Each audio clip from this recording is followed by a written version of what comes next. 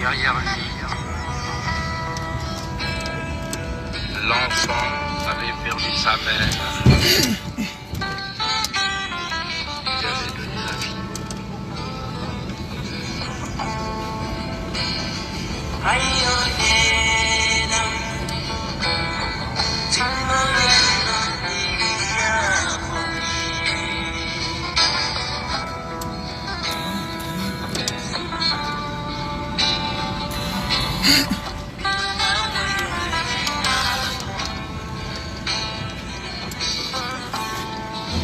Le destin implacable a emporté son âme.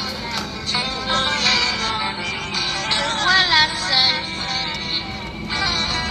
abandonné à toi-même, comme un petit animal en quête de quittance.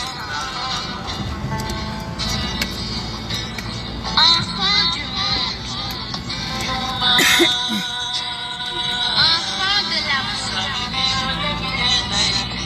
nous enfants de la vie, demandons pardon à toutes les mères qui ont perdu la vie en nous donnant la vie. Wow, salam alaikum, mes très chers frères et sœurs.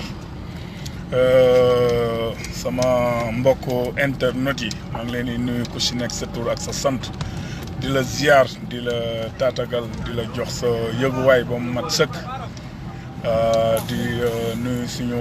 kilifa yëpp kilifa diine kilifa aada rawatina ak le président Abdoulaye Wade notre guide politique suñu secrétaire général national le président des cœurs le meilleur président de tous les temps le bâtisseur waaw di ko ñaanal yàlla bàyyi ko fi mu yàgg fi lool te ànd ak wér la ci biir ak biti macha allah yàlla sa borom bàyyi ko ba mu fekkee Abdou Karim Meïssa Wade au palais incha allah di nuyu suñu kilifa diine yëpp vraiment di leen ñaan yàlla bàyyi leen fi ñoom it ñu yàgg fi lool te ànd ak wér ñaan vraiment ñu ñaanal Sénégal ñaanal àddina ñaanal jullit yëpp yàlla musal leen ci coronavirus bii nga xamante ni lëmbale na réew mi lëmbale na àddina yal na yàlla def rek comme ni sëñ Fallou Mbacké sango bu baax ba defoon rek seen ñaan yi fanqal ñu lépp corona bi nekk un très vieux souvenir nekk suñu gannaaw dans les plus brefs délais. waaw di nuyu waa réseaux sociaux yi nga xamante ni mooy bu PDS actualité yi nga xamante ni ñu ngi koy développer chaque semaine. Chaque mardi si qui on peut pas déroger à la règle moo tax malgré tout comme dañ leen ko tàmmaloon ñu bañ leen si bàyyi leen ngeen wéet moo tax fi mu nekk nii comme niñ ko daan defee man ak ma très chère nièce Mamito Diop malheureusement à cause du virus là, on est obligé d'éviter ay contacts proches yi moo tax ñaari de keroog mardi ak tey tamit ma def ko en solo leen ñaanal di espérer nag que ngeen si jëlee vraiment njëriñ incha allah donc je vais m'efforcer de gérer mu bañ a am benn rupture. Donc sans plus tarder, on va attaquer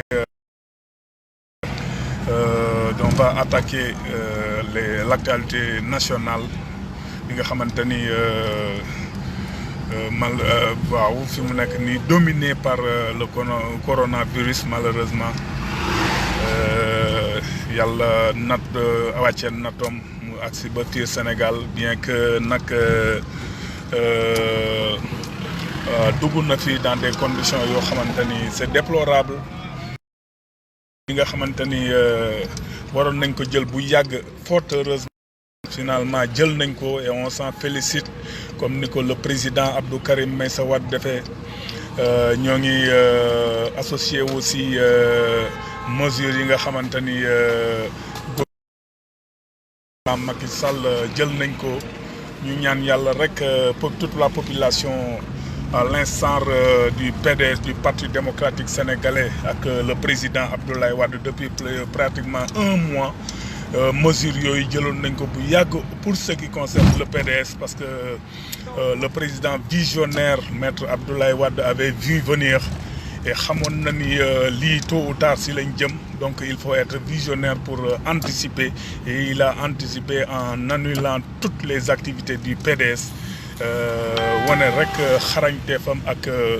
bëgg Sénégalam donc on s'en félicite vraiment di ñaan di ko ñaanal encore une fois yàlla bàyyi ko suñu kanam mu yàgg fi lool te ànd ak wér Sénégal soxla na la président soxla na la waneeti nga sa mënin waneeti nga sa xarañteef donc yàlla nañu la yàlla fayal bàyyi la fi nga yàgg fi lool ñot di say fan ba nga am 140 ans sans ordonnance nekk a bàyyi laak sa forme parce que vraiment Sénégal ak Afrique ak lépp soxla nañ la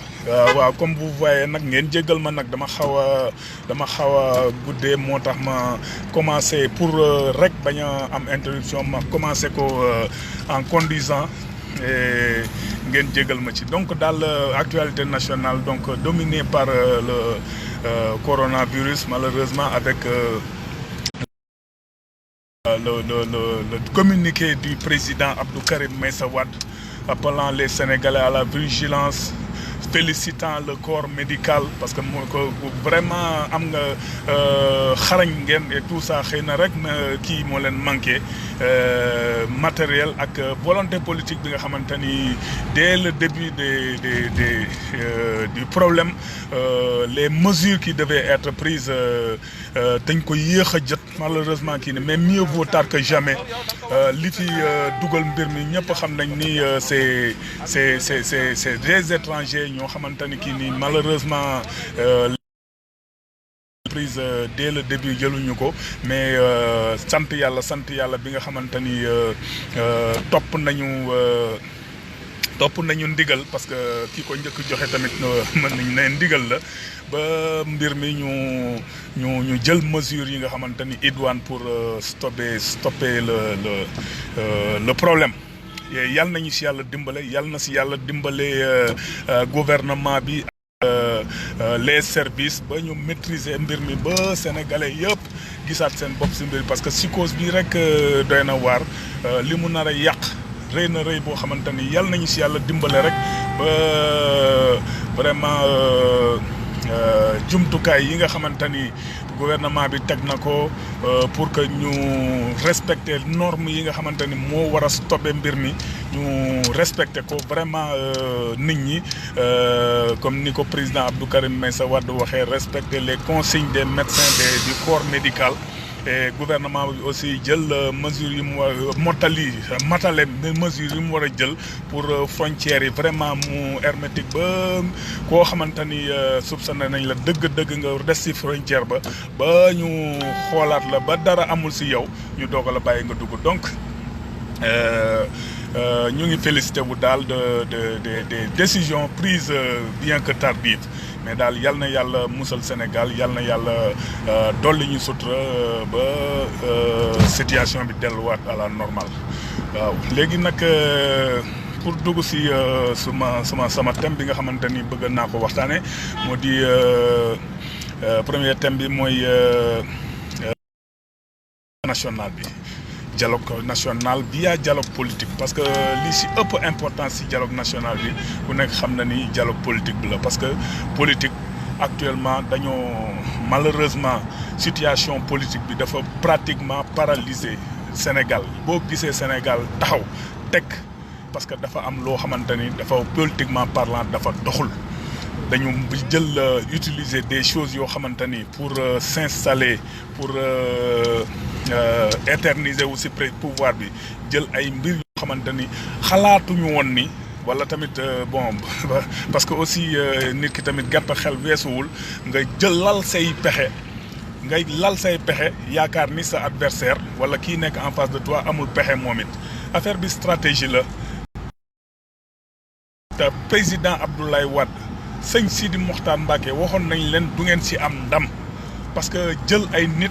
parce que da nga bëgg a faluwaat yàgg ci pouvoir bi faagaagal ay nit ne da nga leen di éliminer xëy na jàmm ak pexem yàlla ak dogalam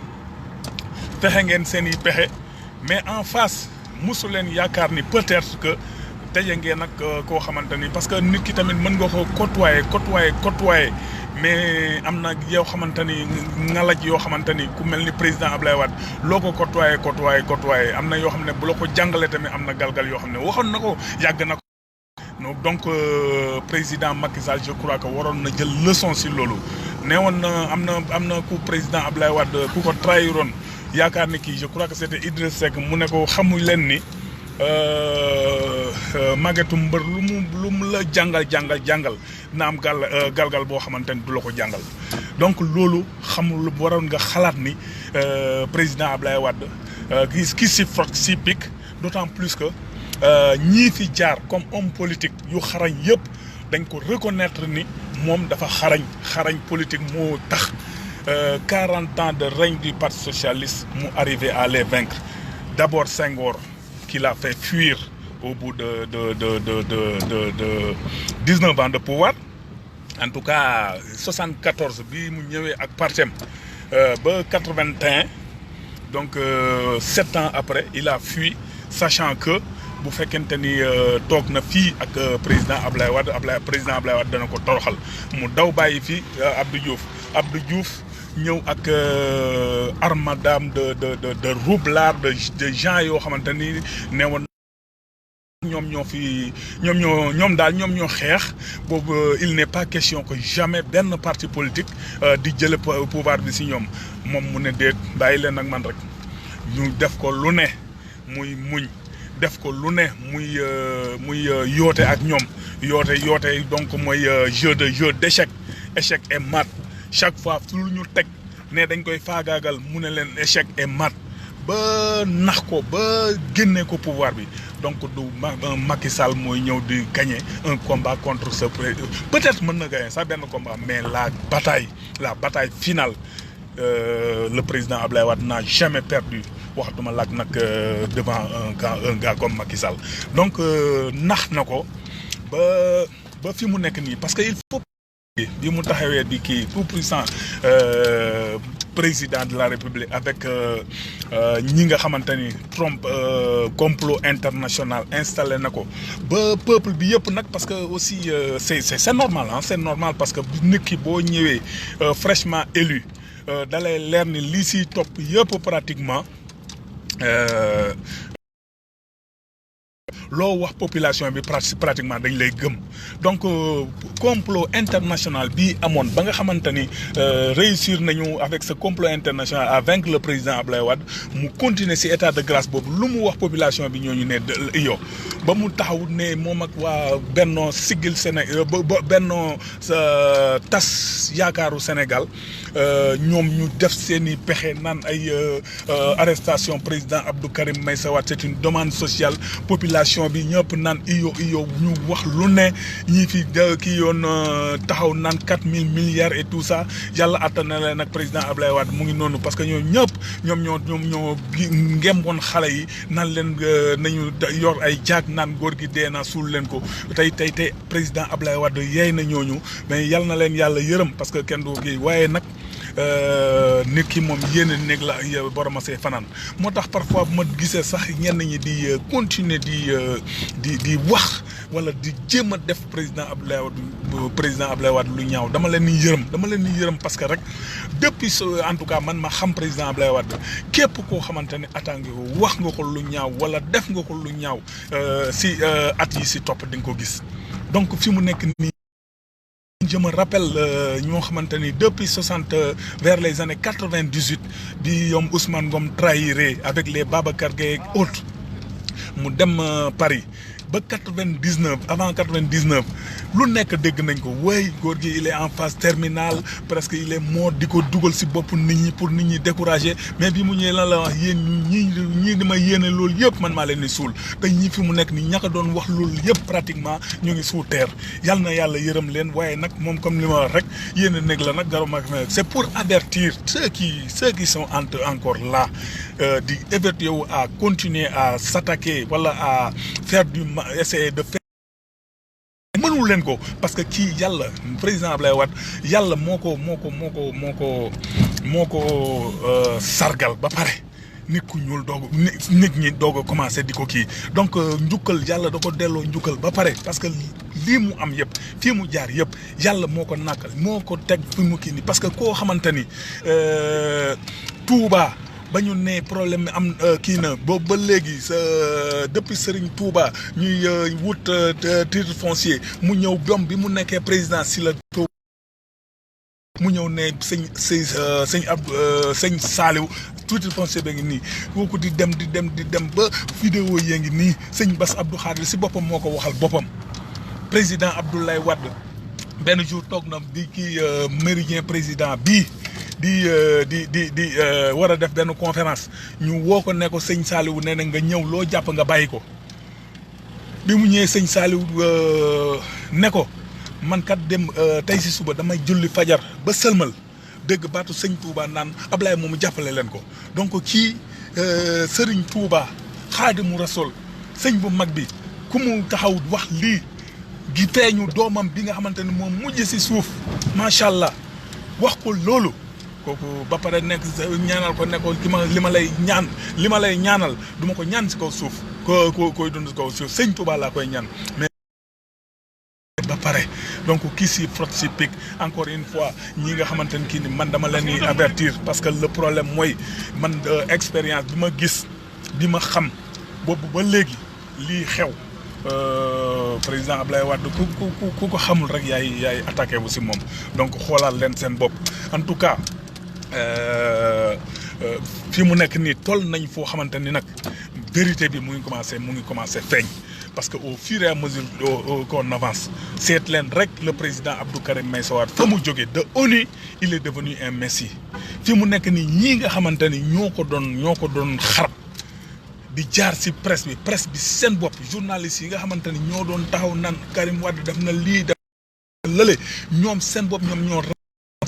de l'évidence et ñoom ñoo commencé di wax la vérité xam nga loolu comme disait l'autre am na koo xam ne jëfur national mais jëfur boobu au fur et à mesure qu'on avance dafay gën a yokk parce que là extraordinaire ce qui est en train de se passer au Sénégal amul benn rajo wala télé boo xamante ni émission dana am te ñoom léegi man damay sax yërëm les autres débatteurs yi nga xamante ni dañuy débattre contre les responsables du PDS parce que les responsables du PDS pratiquement amatuñu lu ñuy défendre tellement que les animateurs des débats mooy les journalistes ñoom le débat à leur place en disant que en rétablissant la vérité parce que la vérité comme yàlla moo bëgg dëgg te dëgg moom dëgg yàgg dafay moom mooy mujj donc boobu ba léegi là c'est la vérité qui triomphe moo tax fi mu nekk ni les langues kenn mënul leen téye les langues vont se délier et ça va crescendo parce que mënul ñàkk parce que mbir mi dafa leer tellement que képp koo xamante ni yàlla kese moo tax ngay wax tu reconnaîtras que le président Abdou Karim Meïssa Wade dañ ko tooñ sur tous les plans fi mu nekk nii les journalistes yi nga xamante ni dañ si amoon na waxuma ay doute mais ñoo xamante ni les journalistes yi nga xamante ni boobu ba léegi ñoom ñoo doon porter message wu les tenants du pouvoir ñoom seen bopp ñoom ñoo commencé di wax dëgg bi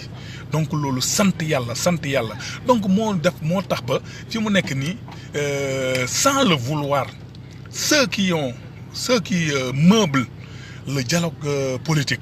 ils sont obligés parce que situation oblige actuellement boo bëggee parce que seen participation ci dialogue bi échec et mat la d'autant plus que boobu ba léegi ñëpp xam nañ ne Jumbori ak son équipe ils sont pas sérieux ci li ñuy def moo tax boobu ba léegi nag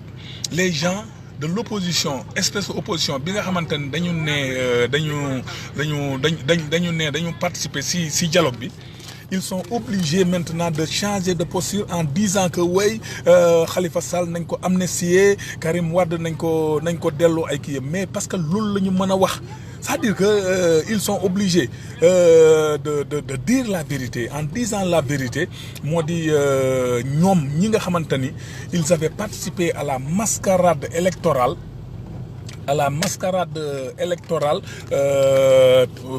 faisant de Macky Sall le vainqueur des dernières élections. Ils sont obligés d'essayer de faire plaisir au peuple en acceptant que le président Abdou Karim Meïssa Wade dañ ko tooñ le maire Khalifa Sall dañ ko tooñ donc loolu la ñu mën a wax pour jéem a xool nan la ñuy rétablir ces deux messieurs si seen droit en proposant maintenant. On savait que ça allait se passer comme ça parce que le mec Macky Sall n'a jamais été sérieux si dara. Comme il l'avait dit, il a essayé de réduire les positions à sa plus simple expression. Il n'a pas réussi. Mais maintenant, il faut naxante parce que aussi dara gënul garaaw un président de la République def li muy def ñii ne ko da nga il faut nga négocier il faut nga bàyyi lii il faut nga changer ministre de l'intérieur et cetera mu ne leen du ma ko def si moment bu solennel comme 31 décembre à l'issue de son discours à la nation ñëw ngeen dem ànd ak moom élection parce que waroon ngeen xam ni waa ji il n'est pas sérieux si li muy def donc malheureusement vous avez joué son jeu de sorte que voilà vous avez été complice de tout ce qu'il a fait pour se maintenir au pouvoir mais maintenant bu demee ba taxaw naan après élection yi bi mu demee ba nga xamante ni installé waat na ne léegi man nekkatuma si ay njuuj njaaj nga war a xam ni kii mënul sax ndox du bàyyi yoonam. C'est pas vrai, c'est pas possible. Donc fi mu nekk nii dafa neewoon bi en commençant cette dialogue là ce dialogue national là dafa neewoon consensuellement lu ñu décider moom dana ko appliquer à la lettre mais maintenant pratiquement à part son parti tous les participants en tout cas si dernière nouvelle yi ñu jot moo di ils disent que oui le président Abdou Karim Meïssa Wade dañ war a revoir son procès. Khalifa Sall dañ ko war a amnistier mais maintenant à part son parti ñeneen ñëpp loolu la ñu proposé mais pourquoi c'est pas unanimité mais au moins mën nañu dégager foofu benn consensus moom moo war a wax ak partem mais bu fekkente ne partem ñu ngi def obstruction des choses comme ça c'est parce que moom moo leen ko sant donc vous perdez votre temps de toute façon ñun pour ce qui nous concerne comme on l'a dit une certaine opposition avait commencé par dire oui amnistie mais ils savent que ñun dañu nekk ci position boo xamante ne ñun demandé wuñu li ngeen di wax ñun li ñu demandé mooy li nga xamante ne droit international moom la ñuy jox te droit international c'est supérieur moom moo nekk ci kaw parce que Sénégal dafa ratifier tout li nga xamante ni droit international yëpp en tout cas signé na ko donc ñun li ñu droit international jox moom la ñu kii mooy révision du procès du président Abdou Karim Meïssa Wade amul leneen lu ñu ci mën a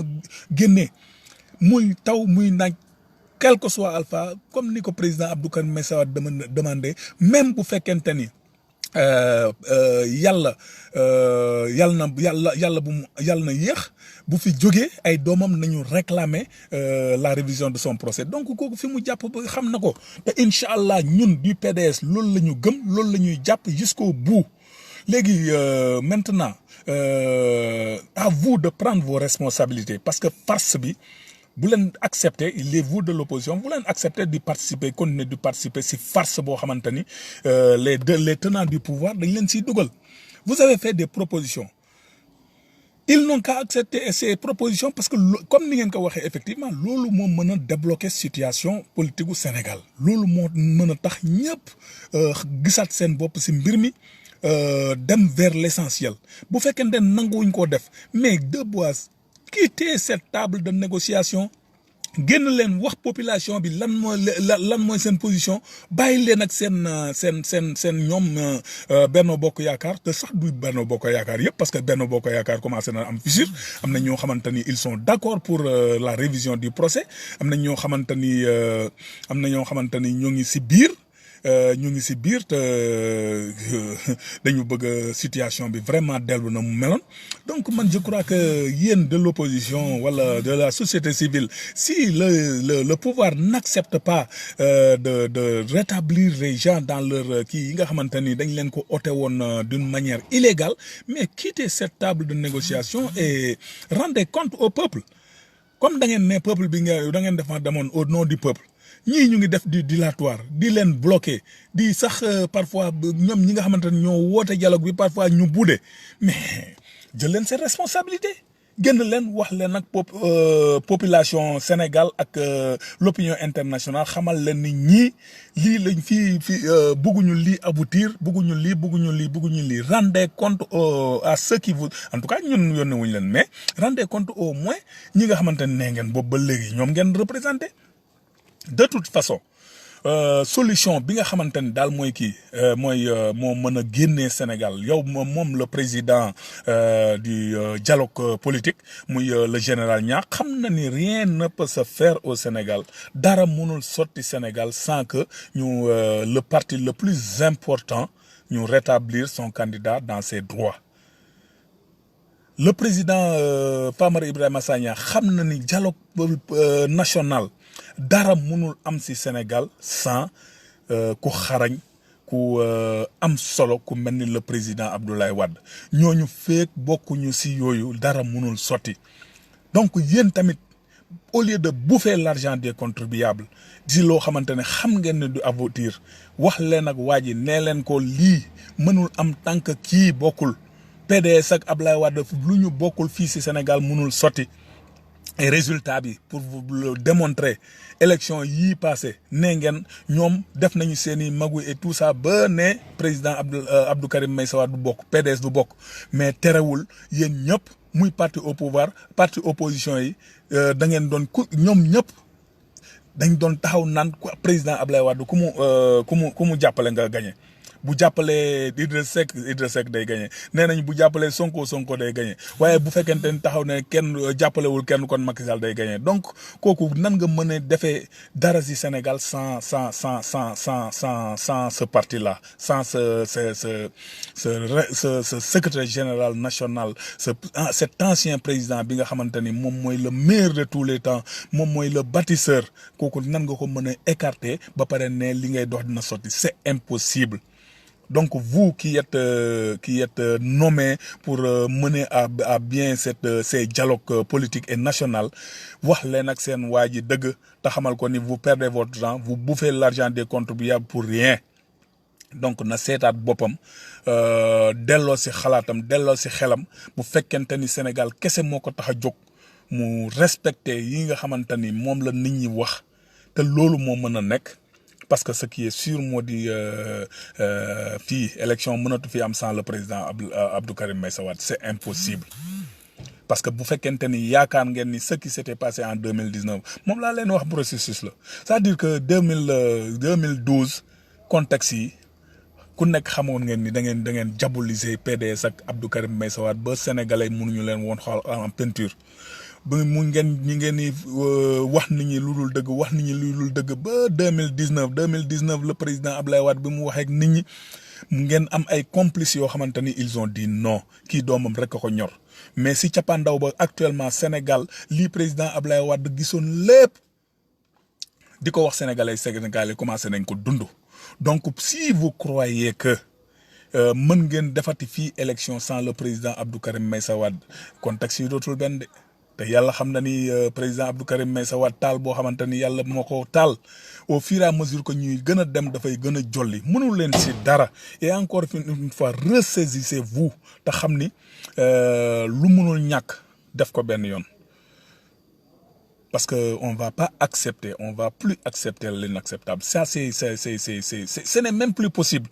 parce que man gisatuma Sénégal déjà ma ne leen ba ma leen waxee contexte yi le président Abdoulaye Wade avait dit que bu leen dem ak moom élection parce que fichier électoral bi daf ko taillé à sa mesure le processus électoral daf ko taillé à sa mesure de sorte que amul kenn koo xamante ni mën na ko gagné ngeen weddi ko ne non doomam moo ko ñor cappaandaw ba yéen ñëpp ngeen taxaw ne président Abdoulaye Wade waxoon li mu waxoon am na donc yéen ñemeetu leen en tout cas ñemeetu leen élection am fii dans les mêmes conditions ñu écarter les candidats les plus importants pour même fichier électoral bi même processus électoral bi yabatu leen Sénégalais yi ba naan da ngeen ni dem di bokk élection donc Macky Sall élection fii feek ministre de l'intérieur jóge fi fekk Karim Wade bokkul fekk Khalifa Sall bokkul fekk fichier électoral bi def ñu refonte bi fekk processus électoral bi xoolaatuñ ko ba mu dellu bi mu comme après après les élections de 96 avec le professeur Diaité bi ñu defee code électoral bi nga xamante ne moo permettre président Abdoulaye Wade battre Abdou Diouf moo permettre yow nga jël pouvoir bi tant que loolu amul fii élection dootu fi amati yow tu le sais très bien sinon yow di nga si wét te bu boobaa loo si góobee gar ko parce que rien ne sera plus comme avant encore une fois yéen ñi nga xamante ni yéen a ŋànk dialogue politique ak national bi dem leen ngeen wax ak Macky Sall xamal ko ni lii PDS dara mënul am si Sénégal sans le président Ablaye Wade sans le PDS et ensuite yéen ñi nga xamante ni yéen a dem di participer les participations ñi nga xamante ni participants yi lañ bu fekkente ni amu leen satisfaction génn leen foofu ngeen dem wax ak population bi li ngeen fa proposer ak gars yi lu tax bañ ñu bañ loolu parce que ñenn rek a ko bañ mooy ñi nga xamante ni bëgguñu fi jóge bëgguñu affaire bi leer te ku bëgg affaire bi leer je crois que da nga naan ñi war a bokk ñëpp nañu bokk. nii war a bokk yëpp nañu bokk bu fekkente ni bëgg nga jàmm am si réew mi donc bu fekkente ni ñoom nanguñu loolu vous avez le devoir de sortir dire à la population fii la ñu toll si mbir mi lii la ñu wax lii la ñu proposé pour jàmm Sénégal pour le bien-être pour Sénégal dellu fa mu newoon ñoom bañ nañu lii bañ nañu lee bu boobaa peuple bi je crois que au moins devoir de rendre compte au peuple di ngeen ko def opinion internationale yëpp xam ni kii fi mu nekk nii li mu doon wax dara du ci dëgg parce que il s'agit de cela mais il s'agit pas de rester di proposer loo xamante ni effectivement loolu mooy li dëgg ba pare di ko garder il est temps de kii parce que fi mu nekk ni coronavirus bi effectivement c'est pratiquement aubaine la pour ñoom aubaine la pour le régime mais heureusement que man je dis heureusement que mu ñëw léegi parce que bu ñu demoon ba vers ay 2023 2024 bu boobaa ils vont dire oui bon élection du am mais heureusement te ñu ngi ñaan yàlla saafaral ko avant muy yàgg parce que bu fekkonte ni dem nañu ba période boobu mu doog a feeñ bu boobaa beneen coono lay andil sénégalais yi parce que bu boobaa kenn dootul tal loolu kenn du tal kii nii bon ñoom dañuy dérouler continuer seen i maguy continuer seen i loxoor yi nga xamante ñu ngi koy def ci Sénégal mais maintenant bu sénégalais yi bu ñu coronavirus nañu jël toutes les mesures nañu déglu li personnel de santé yi di digale et tout ça waaye bu ñu fàtte seen i problème mooy fi mu nekk nii dëkk bi métti na métti boo xamante ni lépp nag du dara lu dul conséquence su politique bu bon bi nga xamante ni Macky Sall mu ngi koy def depuis 2012 et malheureusement 2019 wala 2017 déjà ñu amoon occasion dindi ko fi ñu xeex proposition bi nga xamante ni le sage le visionnaire président Abdoulaye Wade gisoon na ko c'est-à-dire de faire de mettre sur pied une liste commune boo xamante ni day forcer Macky Sall à partager le pouvoir mais malheureusement ñoom ñu saboté ko parce que ku si nekk ñoom seen bopp kese lañ gisoon boo gisee ba ñu naan woy dafa def loolu pour que bu ñu gagné élection yi déggal wax yu ñaaw yooyu bu ñu gagné élection yi cohabitation bu amee ñu proposer pour que Abdou Karim Meïssa Wade ñu gracier ko wala ñu kii dëggal yu wax yu ñaaw yooyu loolu moo taxoon ñu saboté woon l'idée du président Abdoulaye Wade de mettre sur pied une liste unique de l'opposition boo xamante ni dafa à coup sûr dafa doon forcer le président Macky Sall à la cohabitation mais ñoom ñëpp fenn kii rek lañ si gisoon boo waxee ñu naan non doomam rek ko ñor xam nga kooku yëpp sénégalais yi weesuwul foofu ngeen def bêtise boobu ñu sàcc élection yi. ñun rek ñu am foofu kii nii déjà war ngeen xam ni boobu moo di kii nga xamante ni élection yooyu malgré sàcc biñ ñu sàcc ñu ñëw sortir deuxième ak un groupe parlementaire plus qu'un groupe parlementaire au moins 19 députés yéen ko amul leen sax groupe parlementaire ngeen bëgg a ñëwaat di xëccoowaat leadership bi yéen a yey sax parce que looloo tax pratiquement ngeen def une aubaine que le président Abdou Karim Meïssa Wade ne puisse pas se présenter parce que moo tax ma ne yéen sax yéen a gënoon kontaan Macky Sall si loolu mais mieux vaut tard que jamais le peuple a compris maintenant yéen bu fekkente ni seen magouille ak seen pexe pour nekk complice u président Macky Sall ba mu am deuxième mandat ngeen taxaw nag parce que vous devez partager coono bi nga xamante ni Macky Sall mu ngi koy teg sénégalais yi parce que yéen a servir de marionnette d'élément du décor à cette farce électorale bi ko permettre mu toogaat ci pouvoir bi mais maintenant la population doit prendre les choses en main dëgg la fi mu nekk nii am nañu métit boo xamante ne mu ngi fi mais nañu bàyyi xel ci loolu en quoi faisant nañu exiger de ceux qui nous gouvernent, des gens qui ont été choisis avec des moyens yu ñu leen jox pour que ñu mener à bien ces dialogues politiques et nationaux à dire la vérité au peuple génn wax ak population bi wax ak Macky Sall parce que xaalis bi ñuy dépenser ci yooyu nekk dafa war a am njëriñ bi mooy ñun ñu bokk dialogue national ak ñàkk ci bokk li ñuy réclamer bu fekkente ni gis nañu suñu bopp ci dialogue national bi c'est-à-dire le président Abdou Karim Meïssa Wade ñu revoir son procès réhabiliter ko ñun loolu on est preneur parce que loolu la ñuy laaj parce que loolu la ñuy justice internationale jox justice internationale bi nga xamante ne moo nekk ci kaw justice nationale c'est supranational donc loolu buñ ko amee mais c'est ce qu'on demandait bu fekkente ne nag dem nañu ba ñi nga xamante ni dañu nekk ci kii bi surtout la société civile que je félicite parce que loolu avant même que consensuellement société civile ak yenn parti di ko décider man déglu naa fii benn jour Moundiaye Cissé vraiment qui est très pertinent et qui moom dafa ne woon bu ñu bëggee jàmm am lii moo war a am moo di président Abdou Karim Meïssa Wade comme dañ ko jox justice lii normal yëpp dañ ko jox dëgg donc lii dëgg mooy nañ ko réhabiliter nañu revoir son procès comme il le demande parce que loolu rek moo mën a génnee Sénégal situation bi donc en grosso modo daal dama ne solution bi loolu la quoi bi dëggal kii dialogue yi li ko mën a régler mooy loolu nañu respecter li nga xamante ne droit international moom la jox Karim Wade moom la kii donc parce que mënuñu def leneen au lieu que nag man dama ne jël bu gàtt moo gën bu gudd au lieu que ñuy dem ba egg ci commission nationale des droits de l'homme te bu boobaa comme ni ko président Doudou Wade waxee humiliation lay doon pour le Sénégal bi nga xamante ni actuellement moom mooy présider la commission fii nga xamante ni dossier bi fa la war a dem Sénégal moo koy présider mais présidence rek la am parce que ñii fa nekk tax xarañ suite logique bi mooy lii comité des droits de l'homme lii groupe de travail déjà ak comité des droits de l'homme wax si biir si même kii bi rek la ñu mën a abonder parce que le Sénégal a été battu partout donc commission des nations unies bu fa eggee bu boobaa fa lay gën a ñaawee jël bi fa lay gën a ñaawee te je crois que nag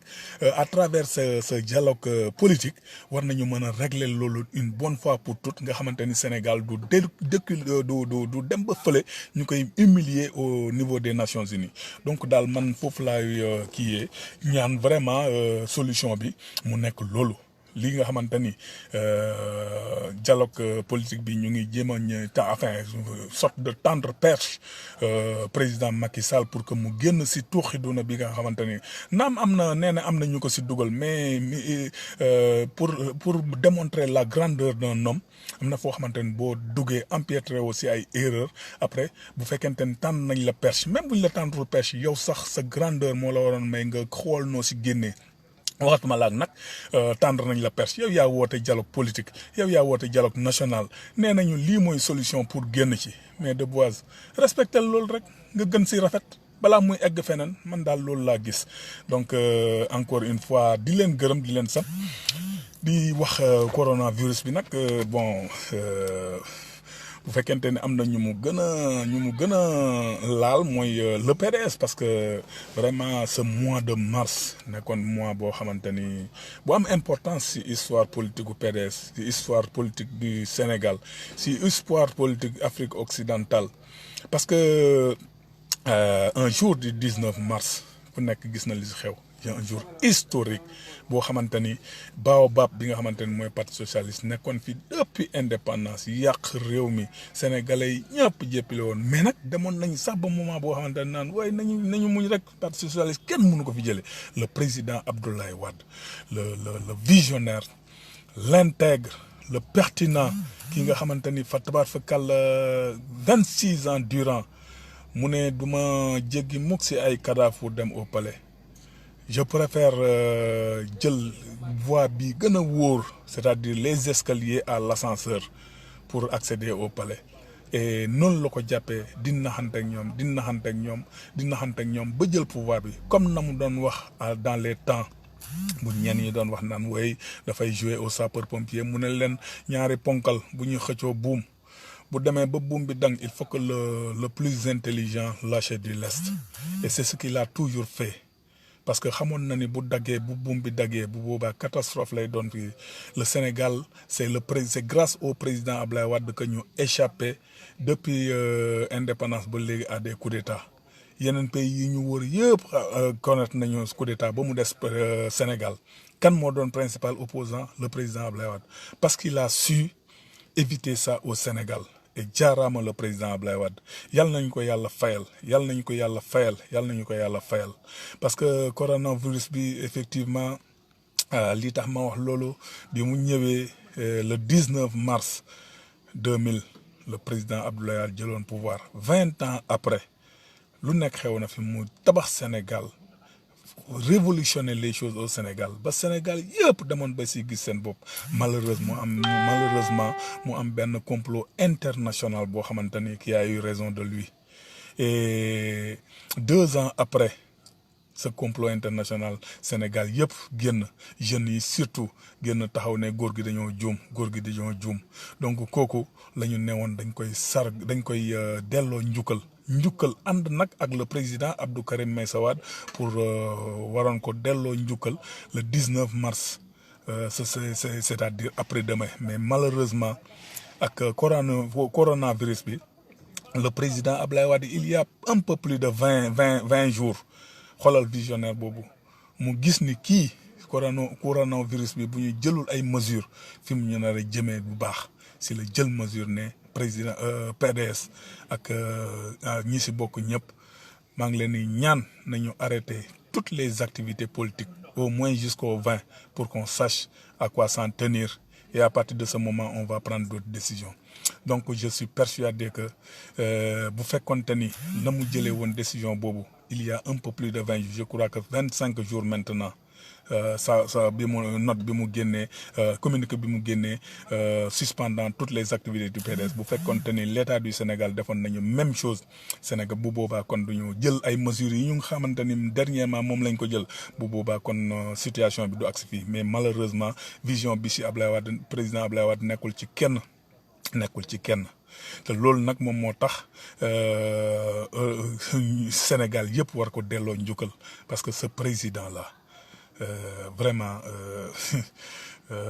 buñ ko amul woon lambaay ñaaw ba fi mu nekk nii nekkatul président waaye gis nga mesures yi muy jël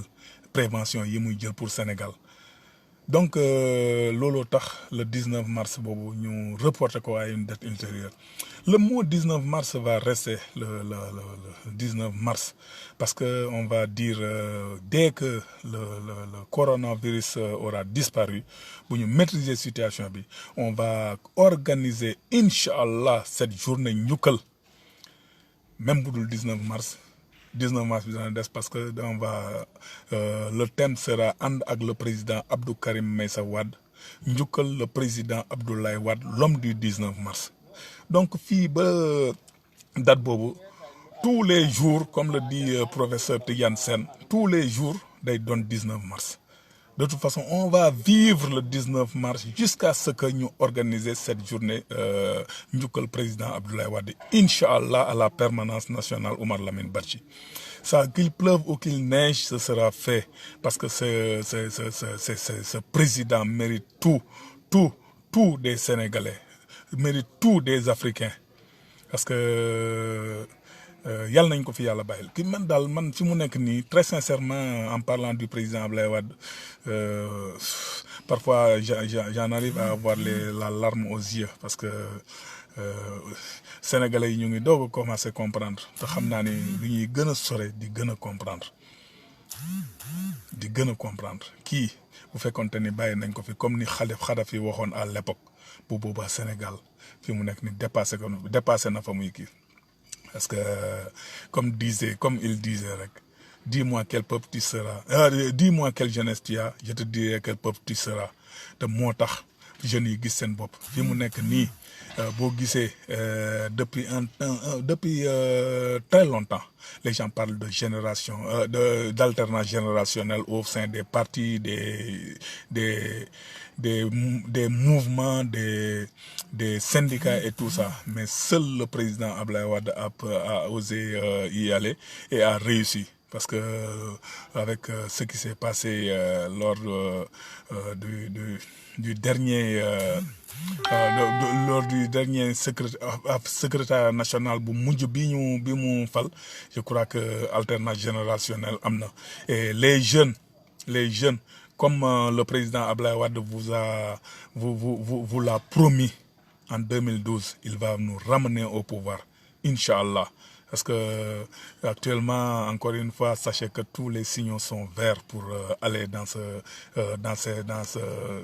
cette reconquête du pouvoir qui est inéluctable qui se fera Inch'Allah donc vraiment di gërëm ñëpp di sant ñëpp di leen ñaanal vraiment yàlla musal leen encore une fois si coronavirus bi yàlla na yàlla teggal ko Sénégal mu jóg fii dem yoonam ba mu nekk un très très mauvais souvenir et ñaanal le président Abdoulaye Wade mu yàgg fi lool encore suñu kanam ànd ak wér ba gunge président Abdou Karim Meïssa Wade ba mu dugg palais Inch'Allah et n'en déplaise nag à kii nii parce que fi mu nekk nii am na ñoo xam ne loolu arrangé wu leen waaye nag taal bu yàlla taal sànni si matt moo gën fay ko parce que am na yoo xamante ni gis nga le président Abdou Karim Meïssa Wade fa mu jógee ak fii mu agsi nii moo lay wan ni mbir du c'est l'œuvre de Dieu parce que il faut pas oublier que ñoom comme ni ma ko waxee woon sànq dañoo trompé woon peuple bi ba jël pouvoir bi léegi trompé peuple bi en disant que le président Abdou Karim Meïssa Wade jël na lii le président mais nag arrestation c'est une demande sociale le président Abdou Karim Meïssa Wade ba ñuy wax loolu yëpp moom mu ngi dégg ma nga France mais bi mu toogee ba ñu ne def nañu accusation ba kii nii ne dañ koy dañ koy convoqué bu ñëwul ñu defal ko mandat d'arrêt international, il a senti le danger et il a décidé de lui-même de venir répondre, préparer son dossier. Veille au jour bi ñu koy convoqué, en tout cas 2 jours avant, mu préparer dossier ba boucler ko man ba muy jógee Versailles di ñëw wuy si fa la ma fekk. Bi muy tàggu président ba nga xamante ni le lendemain la waroon dem aéroport mu tàggu ko président ne ko mais Karim mu ne ko waaw mu ne est-ce que xam nga ni CREI yi kenn mënu see mucc. C'est conçu pour casser de l'opposant. Képp koo xamante ne bëgg nañ la liquider CREI yi mënoo see mucc. Mu ne ko monsieur le président je sais mais bu ma demul wuy ji yow suñu tur les Wade dootul jar ci dërëm au Sénégal yow di nga bëgg a dugaat Sénégal boo ou bien dinañ la ko tere wala boo duggee population bi dinañ ne waaye jóge fi yow da nga dimbale sa doom mu sàcc ba pare nga rawale ko donc bu ma demul ñun dootoo jar ci dërëm Sénégal. Et ensuite man liggéey bi may liggéey sur le plan international j'ai besoin de la confiance de mes partenaires bu ma demul danañ yàq sama der à jamais donc même buñ may rey danaa dem. C'est ainsi que papa président Abdoulaye Wade ne ko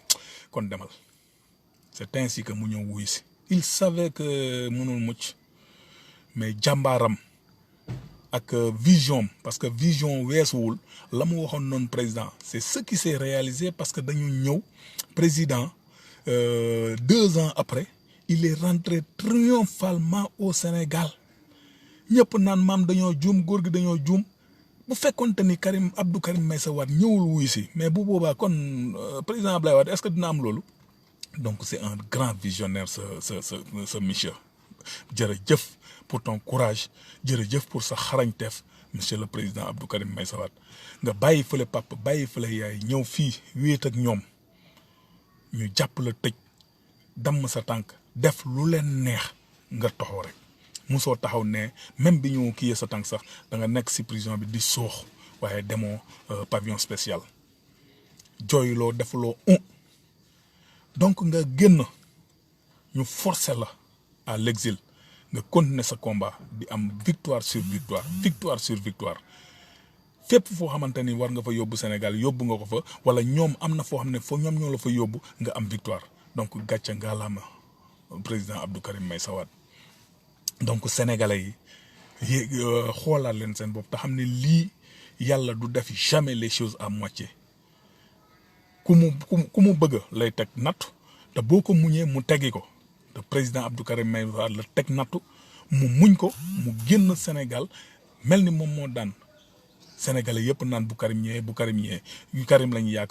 yaakaar pour mu jëlee fi Macky Sall donc loolu sant yàlla weesu woo foofu encore une fois sénégalais yi Dieu ne fait jamais les choses à moitié te ñi fi nekk di balballu yëpp tamit politiquement parlant Macky Sall bàcc na leen Khalifa Sall la ñu mën a wax te Khalifa Sall mu ngi woon ci liste législative yi yu 2017 yi donc amul kenn koo xamante ni mënoo taxaw fii Macky Sall il se glorifie nee na yéen ñëpp laa bàcc waaye mënul wax ne bàcc naa Abdou Karim Meïssa Wade kooku daal moo fi vierge te incha allah ce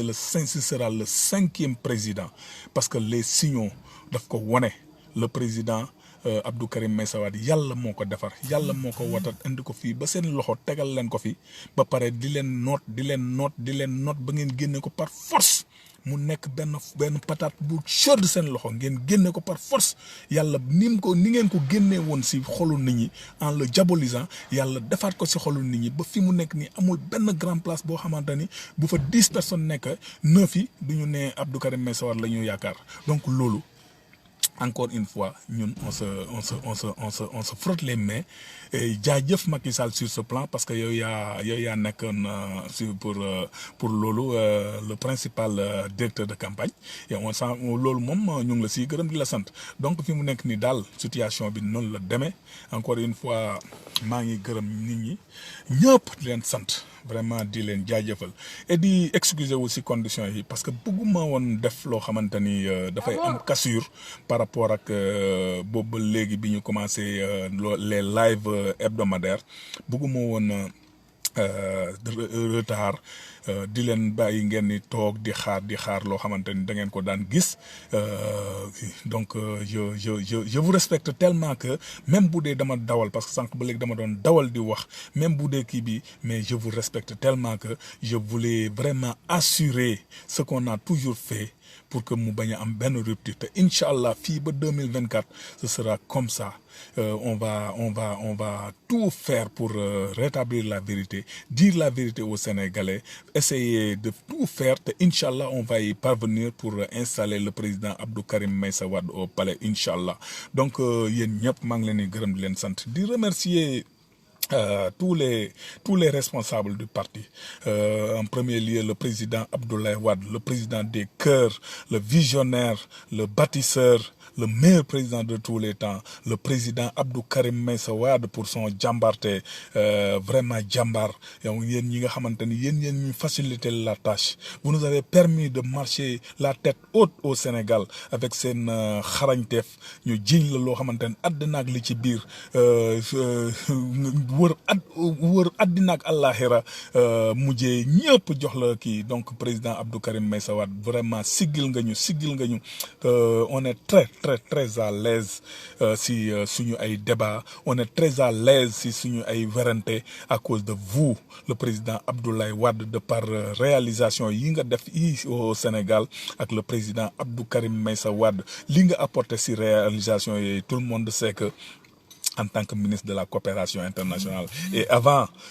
président de l'ANOCI li nga apporté si réalisation président Abdoulaye Wade donc vous nous avez rendu vraiment la dignité le PDS est très à l'aise dans tout ce qu'on fait maintenant à cause de vous yal na yàlla fayal ñu leen on est très fiers de vous avoir comme responsable comme leader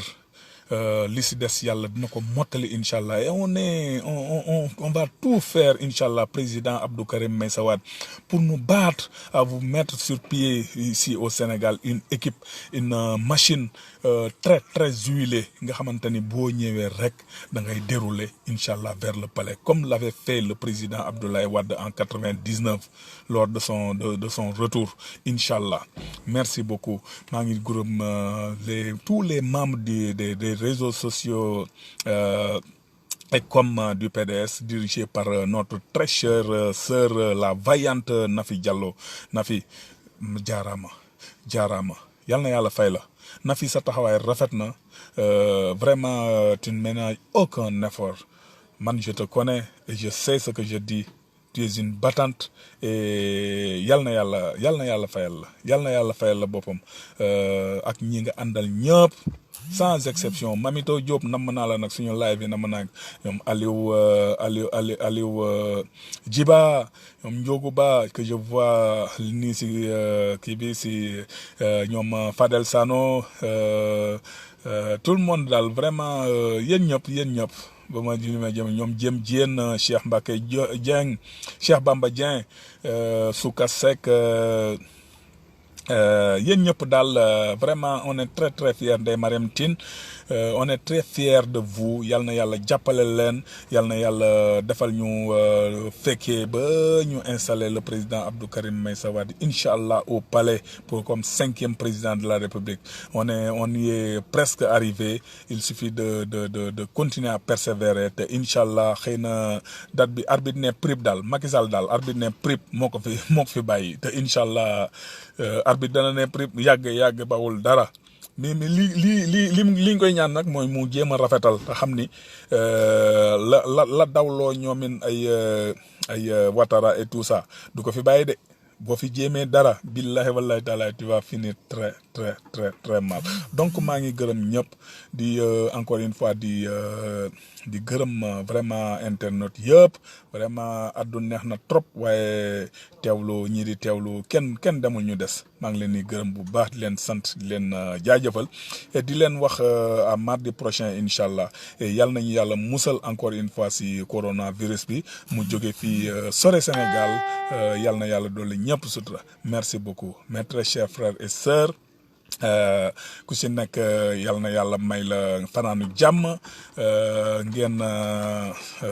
bu ngeen fanaan ak jàmm ngeen yeewu si jàmm incha allah yal na yàlla saxaaral poche yëpp yal na yàlla defal leen naataange taw feex ku si nekk yàlla yokk la nga ba nga yëg ko incha allah si li ngay def jërëjëf merci beaucoup bonne soirée à tous et à toutes je vous adore mes très chers amis internautes ciao ciao merci.